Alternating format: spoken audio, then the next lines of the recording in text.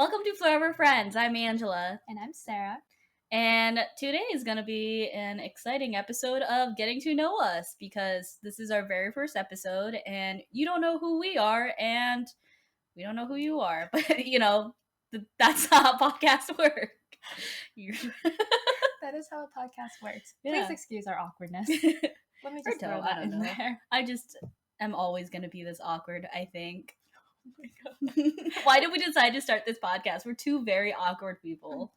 It's honestly the most introverted thing you can do, which sounds really odd, but in reality, we're going to have these conversations anyways. Mm-hmm. But now we're just doing it on camera. But that's the problem. In front of a public audience. We don't have to think about it. Everyone's just going to be judging us about... But you can't see them. Out of sight, out of mind. Fair enough. Okay. Why did you want to start a podcast? Why did I want to start a podcast? Because I think I'm incredibly funny, but, watch this come out and people will just be like, she's not as funny as she thinks she is, and I'll just go cry in my little corner. Why did you want to start a podcast? Wait, you're not going to talk about how you like podcasts and why you wanted to start a podcast? Yeah, I mean, I guess I really enjoy podcasts. I think it's, I don't know. What do I enjoy about it? Because I listen to a lot of, true crime ones, but I also like listening to just, how do other people live their everyday lives, because it's something that we don't get a perspective into often, and I think giving a mic to someone who seems to be very interesting is it's very entertaining. Well, it's also just, we've talked about this before, podcasts are very much a thing of our generation, because I feel like before, even just the past couple years, there were a lot of podcasts, but there weren't as many as there are now, and they weren't as accessible. But now you have everyday people just starting podcasts on different topics, and you can find a podcast on anything, which I think is really cool. Yeah. Why did you want to start a podcast? Because it looked like fun. It looked like fun. No, so Angela and I have been talking about starting a podcast for a really long time. We used to always joke around about it, and we finally got around to doing it because I think we've been talking about this for years. It's been a few years. We've known each other for quite a while, yeah. So it's been a few years. And this summer I was watching these clips of podcasts on Instagram, and they just look like so much fun. So I was texting Angela and I was like, let's seriously start a podcast. So we started planning probably about a month ago. And we're finally getting to filming the first episode. Well, I think it's hard for us because none of us have experience in media production or anything of the sort. I mean, the only experience I could probably say is my fake podcast with another friend of ours, and that never really got as far as publishing. You never got to publishing, but I think y'all were very well spoken, and you had a lot to say. It's just that y'all were trying to play Stardew. Yeah. We should have been streaming instead, but that's another chapter. Could have been on Twitch. Who knows? To be decided. Yeah. So I mean, I guess why are we on the floor? That's Yeah. So why not in comfy chairs? Something more ergonomic. There's not a couch behind us that we could sit on. We're just gonna sit on the floor. It's not functional. It's just a prop. Why are we on the floor? Because the floor is. I asked first. You have to answer this. I'm interviewing you now. You're interviewing me. Okay, why are we on the floor? Okay, part of the reason we decided to film on the floor was because we used to live together, and during that time, we hung out in other places too, besides the floor. Mostly the floor. We used to just hang out on the floor and talk and have these kind of conversations, so we thought it'd be a really good premise for our podcast. But actually, when I'm talking about this, for Angela's 21st birthday... Wait. Wait. This up because this was before we moved in together, and I was helping her move out, and she lived with her brother at the time. But at that point, they had moved basically everything out, and the only thing they had left was this futon mattress on the floor. Oh, right. Do we want to be talking about this? No, it was funny. Yeah, because after I had moved out of that place, we had moved into our new place. But we hadn't unpacked anything, so our chapter started of us living together on the floor as well. Yeah, we were eating pizza on a Tupperware container. Yeah, so I moved out, and then we ended up just having to sleep on the floor because our lease didn't lap up or whatever, lapse. So it was just, my lease ended, and we hung out on the floor. We drank a ton of our leftover alcohol, and then I moved out, and then we ate pizza on the floor of our new place. and I think just being on the floor makes sense for us. We are floor really people. It sounds really sad. No, I think a lot of the best conversations just happen in, you know, the most common places, and what's more common than a floor? The floor is home. What do you mean? It just sounds a little sad. No, it was okay. Honestly, it's like one of my favorite memories. It's one of mine too from college. I was like, oh, your 21st birthday is one of my favorite because we just kind of sat on the floor of your mattress and drank sake from the bottle. Yeah, that was fun. Was that my 21st? Oh, that was yeah. your 21st. Because I had, we had moved out around. That was, I like barely remember that, but I remember that night because it was just like we had opened up the windows or whatever. It was just like she nice used to live in this really nice apartment building and had basically floor to ceiling windows. I used to hang out there a lot. Yeah. Okay, but then we moved to a sub basement, and I was like, "This is fine." So then we moved into this garden level apartment, and if you don't know what garden level means, it basically means sub basement. And we always joke around that we voluntarily lived like the people in Parasite. It wasn't really that bad when we toured, because we toured in the winter when there were no bugs. And my phone is on sound. I can't believe it's okay. My phone's probably gonna go off during this. We toured in the winter when there were no bugs and the air was dry and everything was okay. But then when we moved in at the end of August or maybe the beginning of September, it was damp. Like, and that was something we never got rid of, the feeling of dampness in our apartment, especially when we first moved in. And we just had so many issues with bugs, just like fruit flies. And my room especially, because I had the water main, so there was a part of my carpet you could pull out and there'd just be dirt. So there were lots of bugs everywhere. And that's how we lived our senior year of college. Yeah, I didn't realize like you could be living in an environment that embodied the word moist. Like, it was so bad. It was so bad. And then in addition to that, you don't really think about how your apartment is heated, or we didn't really think about how our apartment was heated. So in the winter, our heating bills were super expensive. Well, not our heating bills, our electricity bills were super expensive. They were like $200-$300 for this 3-bedroom apartment, which is more than my house, like my parents' house. We used to compete on who had the more expensive bill. No, I'm serious. Jeez. I would text my mom and be like, how much was your bill this month? Jeez. But they were so expensive because our heating was in the ceiling, which, if you know anything about heat rises. So we were getting practically no heat. I'm sure our upstairs neighbors were living it up in a sauna, but we were not. Nope, absolutely not. So this has like rapidly gone from who are we, why do we start a podcast, to listen, if you're gonna rent out a place, make sure it's not damp. Like, would you ever live in a garden level apartment again? If it wasn't that place. Do you think it was specifically our place that was an issue, or garden level in general? Well, because I've basically lived in basements my whole life, and it's never been a problem until that place. That's true. Yeah, so which is a shame though, because like if you walked in, it was actually pretty nice, and it was fairly inexpensive. I see why.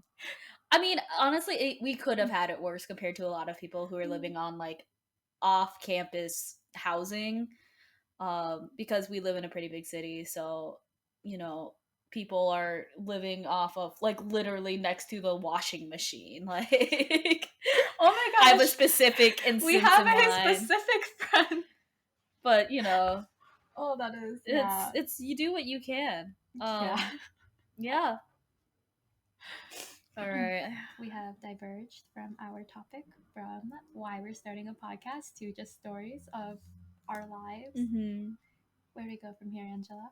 Well, I think that's kind of the point of this podcast too, right? Was to talk about how uniquely positioned we are as mid-20-year-olds, you know, coming fresh off the pandemic. And I feel like not a lot of people talk about, well, I feel like a lot of people do talk about how it's very traumatizing, but I think at the same time, a lot of people brush over the fact that, you know, we didn't get to have a lot of that transitional period between college and work. It was, for some of us, because I got really lucky and I graduated right before the lockdowns, but you didn't. You spent a semester during lockdown. You graduated class of 2019. I graduated class of 2020. So I spent half a semester in the lockdown. I guess the other story for this is, so I went home for spring break and I fully expected to come back after a week. Like I always tell the story, like I had a sweater on my bed, like I had books on my floor for when I came back, but I never came back. You know, I went home for spring break and then the world shut down. Yeah. So then I just spent the rest of the time there until the summer when I came back to work. But it was rough. I would definitely say. Yeah, it's like because I it feel was like really rough, especially when you're in. I think it's hard for a different reason when you're in your first years or second or third year of college. But for your last year, when you're already just so low on motivation and all you really want to do is graduate, and all of your classes are online. Especially, I took a lot of labs, and taking online labs are really difficult. But when all your classes are online, you have no motivation to do any of them. Yeah. So it was hard. Yeah, I also feel like it was kind of like the rug was pulled out underneath you too. But like I feel like we got lucky because we had jobs prior or had already been at jobs, and like we both majored in STEM field, so it wasn't like, you know, we weren't necessarily. We weren't in the worst position. Yeah, we were in the worst position. Like we were very lucky to have graduated, to have jobs and not have to go look for jobs, because there are a lot of people who graduated college and you know, when you graduate college you have the expectations that you are going to find a job. I mean, that's why you go to college, to get a degree. But the economy was so down and so many people weren't hiring, or a lot of the people who were hiring weren't paying people fairly, or you weren't being a full-time worker, you're a contract worker, you're not on salary, all these things that make being in these different jobs unappealing. Yeah, but the other side of that too is that like I know a lot of people who like suddenly were like looking forward to having these jobs and being able to support themselves because, you know, you spend your 4 years of college, or at least most a lot of people do, and then you're being independent, and then all of a sudden it's like you have to go back home now, you have to go live back with your parents, you know, and that's like a weird um it's a weird phenomenon, mostly because it's like you have all your freedom and then now you're going back to your parents, and if your parents are anything like mine, it was very much, I mean, I was lucky I didn't have to, but I know my little sister had to, and she was just like, you know, you have all your freedom, your parents don't really aren't keeping an eye on you 24/7, now suddenly they are. So it's like, or even if like something for me is whenever I go back home, even if my parents aren't super strict, I feel the need to ask for permission to do things because I'm no longer under my own roof. I'm under their roof. So you have to live by their rules. So even though I'm just trying to go out with some friends, and I don't even mean out to like a bar or anything, like literally just go out, I feel the need to be like, can I do this? Or to text them to tell them where I am. Whereas in Minnesota, I guess, okay, we'll reveal our location. yeah, that's fine. Whereas in Minnesota, because I don't live with my parents, I don't have to do that, and I don't really have to tell anyone. I can just go. Yeah, it's like it's weird because like in the eyes of the law, we are considered adults. We are adults, and well, like then at least then it was like, you know, we're 21, but like 20, yeah, but like 22. When my parents sent me off, they were sending off a 17-year-old, and it's just like you do a lot of growing in those 4 years. Oh, in college? In college, yeah. Specifically college, because that's what our experience is. But yeah. No, yeah, you grow a lot within your college time. At least you should grow a lot. Yeah. If you do it right. Because it's not really all about academics. I think college for a lot of people is their first time away from home, if you do go away, or just having that freedom. Even if it's not, it's your first time having access to all these people, because colleges tend to be a lot bigger than high school. So you meet lots of very interesting people who come from different walks of life. So it's very eye-opening. Yeah. For a little bit. But yeah, I guess that's a little bit of a background for us, is that we both, I think I would say, took the more traditional route of moving away, going to a 4-year college, and then, you know, doing that, and that's how we met. Yeah. How did we meet, Angela? How did we meet? Oh yes. So my siblings, my older siblings, had gone to the university that we both attended prior, so they were already living up in here. And during our freshman orientation, there's a whole welcome week, and we were assigned groups. And I was assigned with Sarah, along with I think like 15 other people or whatever. Yeah, it was a Welcome Week group. We met in Welcome Week. Yeah, and I come from South Dakota, so it's majority predominantly white population, and my first reaction was to be like, okay, I need to go find other Asians. And I see this girl and you were with another person, and I immediately like I eavesdrop and I'm like, oh, I hear they're talking about K-drama and anime, and I'm like, I kind of know about that stuff, and I immediately hop in. I'm like, hi, what are you guys talking about? And I'm just like, I'm gonna stick with you and for as long as I have to. And I think Welcome Week is a 5-day long. Yeah, it's a full week. Yeah, it was a full week, but I only was there for the first 3 to get my schedule, to say hi to some people, get some free stuff, and then I was out of there. So I was only there for 2 or 3 days. I met her on the second day, and by the third day, I was gone. Yeah, but we kind of kept in touch throughout the semester. It honestly took us a few years to get really close. Because why, Angela? Go ahead and tell everyone. I thought she hated me. Which I didn't. I don't. I was like, I wasn't sure because I was closer to our other friend. Yeah.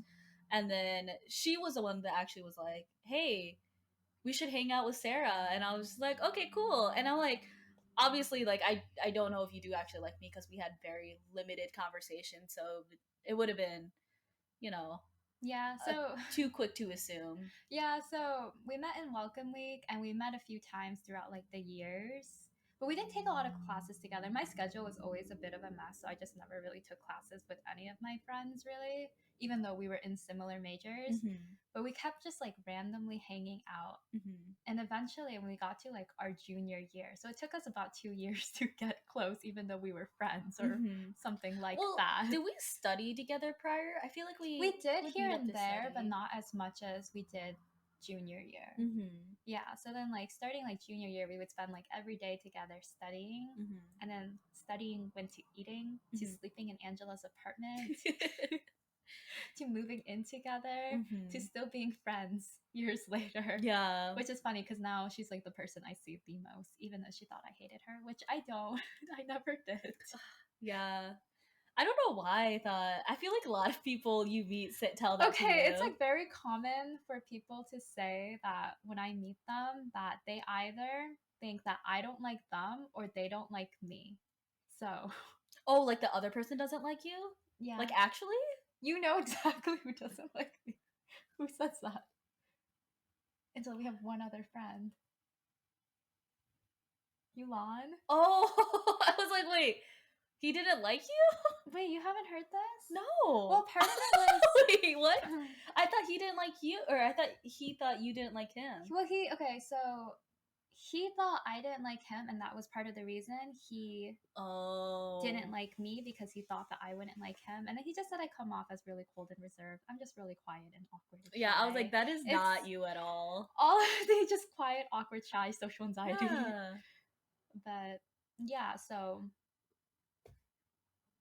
Yeah. I feel like this podcast is gonna paint me as an extrovert, I think, because Really? Because I think we're giving introvert vibes.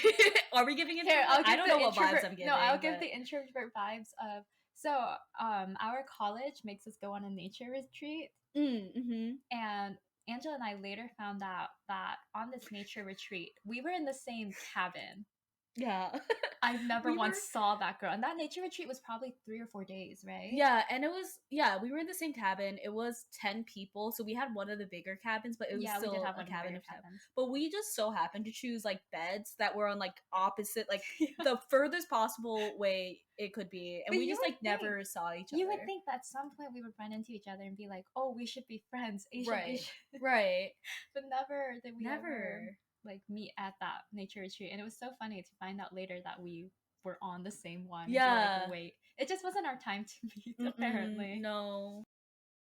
I don't know. I'm excited to start this podcast because I feel like we have a lot of interesting things to say. And I think we get to talk to a lot of our friends who I'm sure have a lot of interesting things to say too. People have been surprisingly supportive. And excited. Honestly? No, yeah, so like, same. I'm kind of surprised just because I'm not that surprised. Like, obviously, we have really good friends, and I expected them to be really supportive. I'm surprised by the lack of teasing. Like, it is just straight excitement from like everyone I have talked to. Really? Yeah.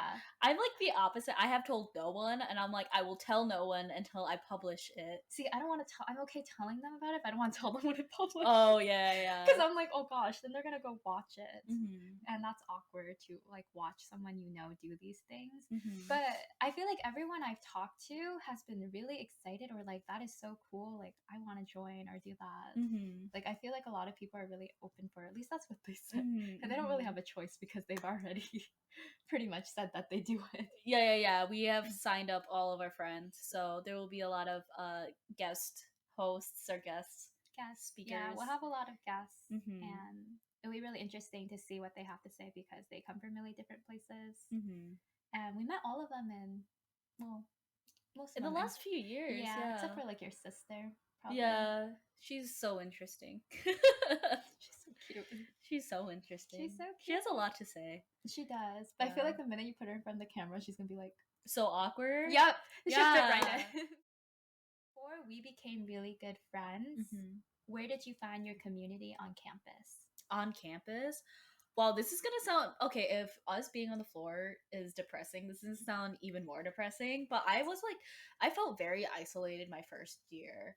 Oh, like, I did too, actually. Like, I knew people up here because, you know, I had siblings who were up here, and like I had a couple of friends who I knew also went up, like, you know, to U of M. But I don't know. I felt like, you know, prior to like college, all of my friends in high school were just friends because of proximity mostly. So like, I have a couple friends who I'm still really good friends with now, but like a lot of them were like because they were there, you know, and that's, you know, they had their time and their place, and you know, I valued those friendships. But I don't know, I think coming to college, not having that constant um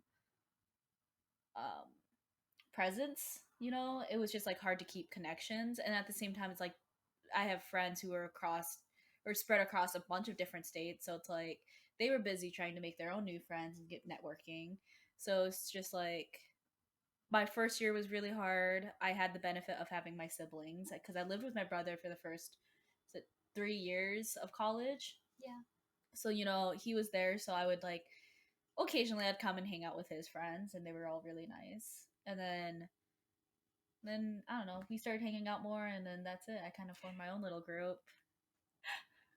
No, I had somewhat of a similar experience, I would say, because I moved to Minnesota and I knew no one. So I had no one in the state. And as we've mentioned, I am really quiet and really awkward. But I also had a really inconsistent schedule. So I came in as a biochem major, didn't think I was going to stay as a biochem major. So I've taken probably 2, maybe 3 breaks from my biochem major to explore other majors. And because of that, I am never taking classes with the people I was formerly taking classes with. So it was hard to make friends with them because I never see them again since we weren't on the same schedule. So my first year was really lonely, actually, just because I didn't know a lot of people. And I think a big part of it was that neither of us dormed. So even though we were both out-of-state students, Angela lived with her brother. And for me, what ended up happening was because I was so in between schools, I was deciding between staying in state or going out of state. I committed on the last day, like May 1st. But at our university, if you don't sign up for housing in the beginning, they don't have enough dorms for their freshmen. So I was a freshman from out of state who wasn't put into a dorm, which was really stressful, actually. So right before I left for college, I had to go find an apartment, and I didn't even tour our university before I came here. So I had no idea where anything was. And I just happened to find one on the Facebook group. But we didn't get that freshman dorming experience where a lot of people make their friends. So I think that was one thing. Once again, I didn't really take freshman classes my first year. Yeah, I mean, I didn't either. I think that was part of the struggle, like, you know, too. we didn't take freshman seminars and things like that. So there was that. And then, like I said, I had an inconsistent schedule. So I didn't really make a lot of friends. And I actually do have a few friends from my freshman year that I am still friends with today. But that was just me joining a random club and putting myself out there, which I always tend to do this to myself, put myself in really uncomfortable situations. But like that's in the whole hope that I will growth. make friends, but Yeah. it's always so hard for me. But I did end up making a few friends from that, and we're still friends to today, and they're really good friends of mine. Angela has met them and everything. But for the most part, it was really lonely. And like you said, I had a few friends from in other states, but I didn't want to bother them because they were, having their own experiences, going through their own problems, making their own friends. I didn't want to bother them with like my petty problems. We are so introverted, it hurts. Like, what is the INT or INFP or whatever? The MBTI. Yeah. It's like we don't want to bother other people, even though like I would consider I would have then considered a lot of them like my good friends, and I would have been able to like send them a message or whatever. Well, I was telling a friend the other day, we were talking about how we solve our problems and how I like to solve a lot of my problems on my own. And it's not because I don't trust my friends to help me. I trust any of my friends to help me with my problems. It's that I don't want to bother them. That's the thing. Like, I have really good friends, but it doesn't change the fact that I don't want to bother them. So, yeah, we are pretty introverted. I had a friend who sent me a really interesting video the other day, and it was about this girl who is like 99% extroverted, like pretty much as extroverted as you can get. Like? But for her then, so when she sees other people, everyone seems really introverted to her because she's so far in the extrovert spectrum that even another extrovert, if they're like 80% per se, they seem very introverted to her because she's just so far on the spectrum. And I feel like I'm on this side. Like, I am so introverted that a lot of times I meet people, I'm like, wow, you're so extroverted, even though they are introverts themselves. Interesting. Yeah. Because, like, I guess you could kind of see that. I mean, on the opposite thing, too. It's like, I'd say I'm introverted, but I can, like, I can still socialize when I need to or when I have to. You're pretty good at socializing. You say that. I'm not. I have social anxiety like crazy. Well, you do a good job of not showing it because I was talking to our other friend. Trauma hiding. We'll get to that later. I've never heard of trauma hiding my trauma. I came up with the term. I'm a fake psychologist. Don't listen to me. Coin the term now. Hiding trauma hiding. I don't know. There's a term out there somewhere. I'm sure of it. No, because we were talking. I guess we already name dropped Yuan, so. Yeah, Yulan is tied in fully. You guys, y'all probably don't know him or you do, but he will show up on this podcast in an episode. I was talking to Yulan, and we were talking about you, and we were talking about how it doesn't really matter who you meet. I think in general, you make people feel really comfortable. And I know with me, we're just very similar in a lot of ways, and it makes sense. But I think even if you weren't similar to that person, I think you still make them feel really comfortable. So I think you're really good at socializing. Wow. Anyways, you can bother me anytime. Like, you will never bother me, honestly. You're the person I probably text the most. Good. Sometimes Angela and I, though, will be texting on Messenger, and then we'll be texting on Instagram. Okay, we'll be texting on Snapchat. Yeah, that's three completely different. There was like one time when, like, back then too, when we used Snapchat a lot, we would just have 3 conversations about going. 3 different things. And I'm pretty sure at one point I'm like, LOL, we have 3 different like conversations going. Just shoot her a text while I'm at it. We do it a lot, though. But we often use Instagram now to communicate. If we're like already texting it, we're like, okay, we're gonna talk about our podcast here too, rather than texting each other on Messenger. Yeah. Wow, we've been to a lot of concerts. That's another thing about us. So we really like concerts. Yeah, so. Angela and I. So just in October alone. Ooh, I counted this. It was like 24. What, this year? This year. So I think that's counting the 1974. It was a lot. There's no way we went to 24 concerts. Okay, maybe it's less than 24. Maybe I counted the 20 last year too. But like I looked at like I have a list somewhere. I think it's back at home. But like I wrote down all of it. I believe that might be the amount of concerts we've been to probably in like the last 2 or 3 years. But this year alone we've been to at least like half of the list. 3 times. Yeah, it's like been 2 or 3 times as much. Well, yeah, just because in October alone, so we saw I'm totally blanking at the moment. We saw Joji. Who did we see? Kashi? No, not in October. I have my calendar app. We saw Joji, The Rose, and Mark Twain. And I think there was 1 week in October we didn't go to a concert. So that was just our October schedule. Actually, that was the worst of it. No other month is looking like that. Yeah, we had to calm down. We're getting old. Yeah, we're getting old. What was your favorite concert? Mark Twain. Yeah, mine too, actually. Okay, but to be fair, I also went to 17, and 17 is like my ultimate like diehard fan, but like I think the reason why I really liked Mark Twain was because it was in a much smaller venue, so it was a lot more intimate, and also it was at First Ave, which is like one of my favorite venues of all time, and it's just like, you know, 17 is currently a K-pop idol group, you know, but like they are. yeah, and then like in Mark Twain, he used to be in a K-pop idol group, but he still brings that same presence that like when he walked off the stage, I was just like, wow, like I was not as hype as I was before this moment, and it was so good. Yeah. What was your favorite? Was it also? You know, it's also Mark Twain, and I think it's really interesting because I have seen The Rose, I've seen the 1975, I've seen DPR, like artists I am legitimately obsessed with them or their music, but it's still Mark Twain that is my favorite. And I like Mark Twain because one, he like walked on the stage and was absolutely beautiful. Yes. He wore an outfit that only Mark Twain could pull off. But I just think there was really good energy. I like the fact that he sang and danced because I feel like a lot of times when artists go solo, they lose an aspect of their performance that they had with their group. So like a lot of times like when K-pop artists go solo, they don't dance as often anymore, which is understandable. It's a lot harder to be a solo than it is to be in a group in terms of singing and dancing. Or like Jay from Day 6, like when he went solo, I don't think he plays the guitar as often anymore. Or even like Woosun from The Rose, he's talked about how like for his solo work he doesn't play the guitar. So I like that Mark Twain did both. He sang and danced.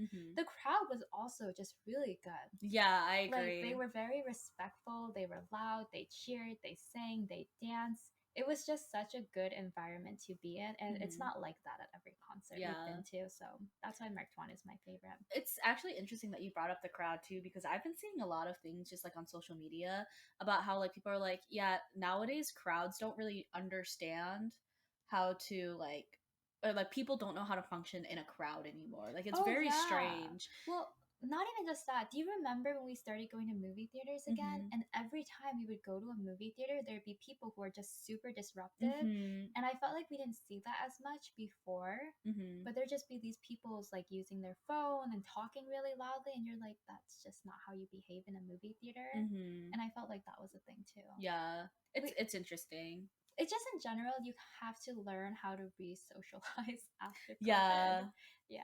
Yeah, my friend was talking to me because she works in the food industry, and you know, so she was working throughout the pandemic. She's like, you can definitely tell like the people who have had to like who've been in the same position as her and have to like socialize, and like people who are like hardcore introverts or hardcore like, you know, were masking before and now like have to relearn how to do all of that, and it's just like, yeah, I don't know. Did you feel like you had to? Oh, absolutely. Me too. Yeah, absolutely. I think I got a little bit of I think I wasn't as bad though because I still had to go into work during the pandemic. Oh yeah. You know, I worked in the COVID lab, so I was still socializing with like my coworkers and stuff. But like the nature of our work and the nature of in which like the types of people it brings, it's like we're all very like similar people in the way we are just very awkward. So it's like I was socializing, but just like awkward socialization. But that's like a different kind of socialization when you socialize at work versus outside of right. work. But I know during the first year of the pandemic, 2020, because I just didn't see very many people. Just being around people, like I would go weeks without seeing other people, and then suddenly being around the person, I'm like, oh my gosh, I am so drained. Like I would not be able to do what I did this previous month, which was go to like a bunch of concerts and just see a lot of people. Yeah, I couldn't do that at that time. No, for sure. I for definitely sure. couldn't do it. Like I did not have the social battery to do it at all. So I definitely had to relearn how to socialize. I don't actually know if I relearned. I still don't think I've actually relearned, especially well, like with like people I see or like people who I've chosen to continue to keep contact with. It's not hard because you know I have a prior relationship, but like with like random. Like when I'm checking out or whatever, and the cashier's trying to make small talk, I'm just literally like, "Why are you talking to me?" Okay, but I'm like, "You don't care about how my day is going," and like, to be quite frank, I don't really care how you're doing. Well, I don't know. We live in Minnesota, where everyone's Minnesota nice. Yeah, and that was something that was really strange for me when I moved here because you be just out and about and people would start talking to you and you're like, oh, we're talking. Mm-hmm. And even now I'm still like, oh, we're talking. Mm-hmm. Because I'm used to being just, you know, maybe like a hi here and there, but relatively ignored. Yeah. So it's really weird that people here like to have conversations with people in the stores. Yeah. Well, it's also the other thing too is that like it's funny because like I feel like when people try to talk to me, I'm just like, what do you want from me? Like you want something from me. That's why you're talking to me. That's how I feel too. Yeah. But generally, like a lot of times when I'm in the store, a lot of people ask me for help. Like I can be in Target wearing blue, like I'm dressed like I'm in Walmart, and they will still think that I'm a Target employee.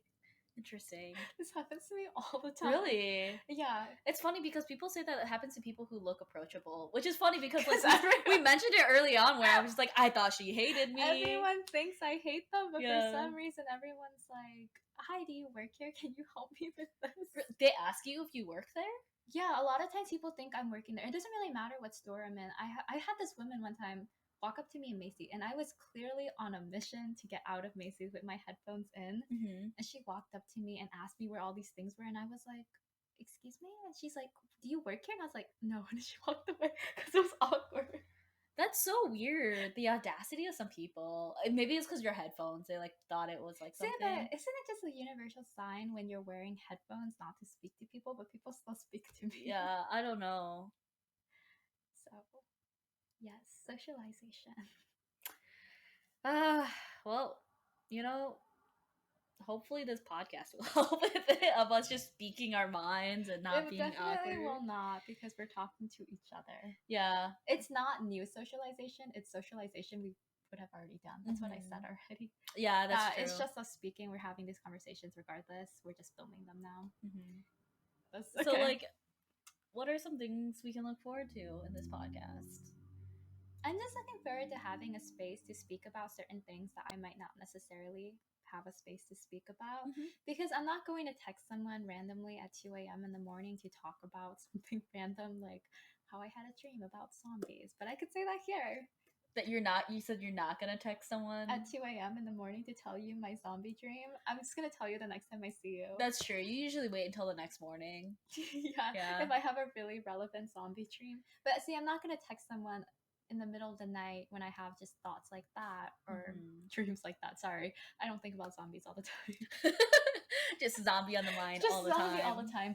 Actual brain rot. That's how they get you. That's the real problem with the zombie apocalypse. It'll just be fun to have a space to talk about different things that you might not necessarily talk about in your everyday life. Yeah, a lot of shower thoughts. What are you excited for?